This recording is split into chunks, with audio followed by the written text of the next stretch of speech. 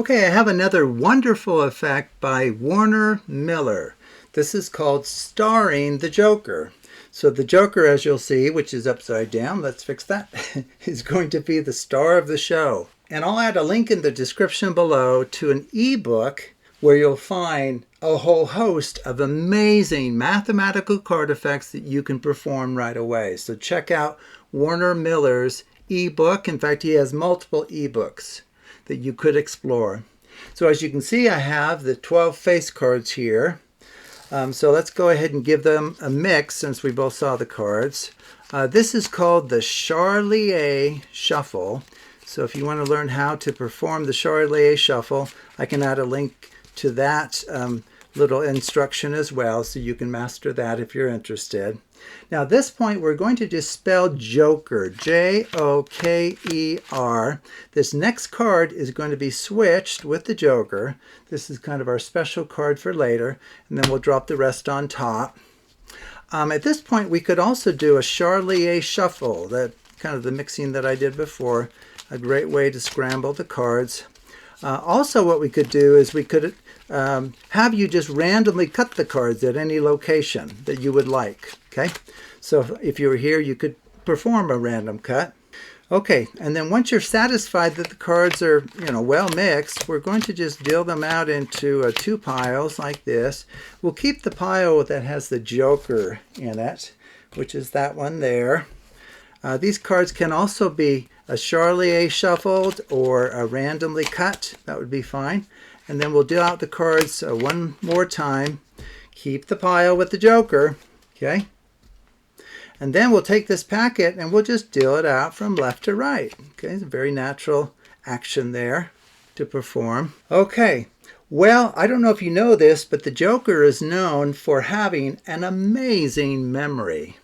In particular, since the Joker has been face to face with the other cards in this packet as it's been moved around, it's actually made a mental note of all of the cards in the packet, and it knows that one is missing from the face cards. And it knows that this card is missing. But of course the Joker can't actually tell us what that is, but he's very clever and he's come up with a way to communicate to us the identity of this card, which he knows was not in that packet of 12 just a moment ago. And the way that he does it is he positions a card to his left that tells us the card value of this card, and positions a card to the right that tells us the suit of this card value. So let's just see what he's trying to tell us here. So there's a jack to the left.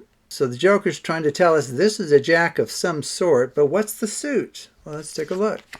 It looks like it's a heart. So if the Joker is correct in detecting that the jack of hearts was gone, this should be the jack of hearts, and it is. How in the world is the Joker able to do that? That is just amazing.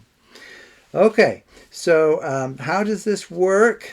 Well, you just set up the packet the way that I had it. Let me just bring out a quick little write-up to kind of show you. Okay, so let me just show you kind of what's going on. Because we mixed the cards at the beginning, it won't be exactly this order.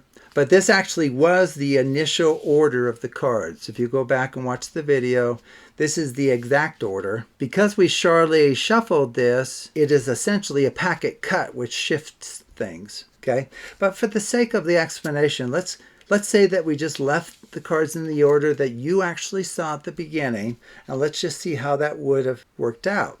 Okay, and so when you deal the cards out to spell out Joker, it moves the top five cards, those get moved to the bottom, but in reverse order. And then that sixth card that we set on top and replaced and switched out with the next top card would land right there. And then the rest of the packet of 12 cards, the remaining 6 cards, would be dropped on top. Okay. So if we hadn't changed the order of the original packet, this is exactly the situation we would be in. Our special card that's set off to the side is the King of Hearts, and it's been replaced by the Joker. Okay?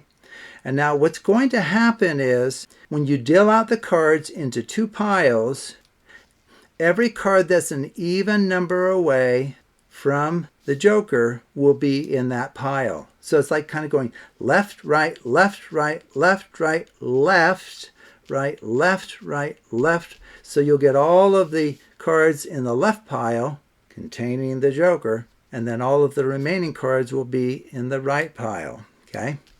And then from there, we actually dealt out those cards again into a left-right. Okay?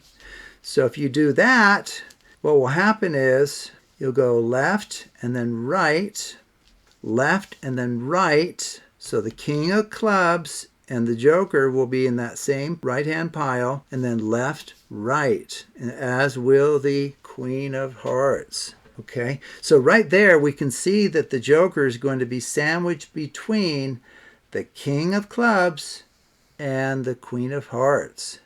And then if you just look at what's happening there, that king of clubs has a card value that matches the card value of the card we removed.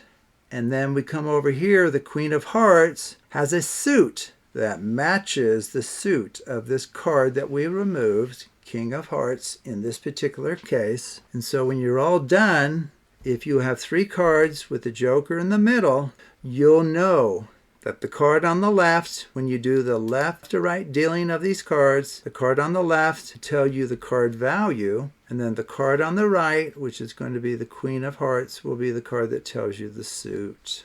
Okay. And then I do want to point out that there's one more card position for which this whole thing works. And it's the one right to the left, I've circled it, right to the left of the joker. Meaning all of this would work just fine if you had replaced this card by the joker, and then went through and did the same thing with the dealing and keeping the pile with the joker, and then do another dealing into 2 piles and keep the pile with the joker. It's going to lead to an analogous outcome where the cards on either side of it will tell you either the card value or the suit of the one that was removed. Okay, so to my knowledge, there's only 2 positions for which this would work, namely this one, which is the standard one, the one that we kind of talked through in this explanation, as well as that one right there. Okay, so either one of those can be replaced by the joker, and then go through this dealing out into 2 piles twice, after you've spelt the joker and so forth. So if these have been replaced by the joker in the way that we talk about here, then at the very end, the neighboring cards to the joker will give you information about either the card value or the card suit. So anyway, a very clever result. I do want to just point out one subtlety to be aware of. So if we just focus on our explanatory example there. Well, first off, the card that we're assuming is removed is the Jack of Hearts. It got replaced with the Joker. At the very end, if we have this situation, this card here will tell you the card value of this, and this card here will tell you the suit of that card. Okay? Now, what do you do if the Joker is not, in fact, let's have them facing up because that's really how it would be. What happens if the joker's at the bottom? I mean, what could be the situation that these other cards are in? Well, there's just 2 other situations. So if the joker's at the bottom, what will happen is the suit card will be on top and the card value card will be in the middle. Okay? And so what Warner Miller suggests that you do is, if you're wanting to kind of use that dealing from left to right, this card needs to be moved over here so that now when you deal the king of clubs, then the joker, and then the queen of hearts, you'll have that same arrangement of this card tells you the card value and this tells you the card suit. Okay? And then the only other possibility is if the joker happens to be on top, then what would happen here is it would be followed by the card that tells you the suit, and the very bottom card will tell you the card value. Okay, so you just do a similar thing. You choose the card furthest away from the joker, and it just needs to be moved to the right. Okay, what we did before was we had the joker at the bottom. This one way over here got moved to the left. Okay, So if it's like this, you're just moving this furthest away card to the right. And then it will be in the right position so that you can just go like this and then reveal, the card value must be a king and the card suit must be a heart. Okay, so anyway, those are a couple of cases that could come up. Of course, you can avoid those by just Chardelier shuffling in a way that you keep the joker kind of in the middle of the packet. And then it will finish in the way that I actually showed you in the original presentation here. So anyway, thank you for watching, and take a look at other videos on the Absolute Math Magic channel.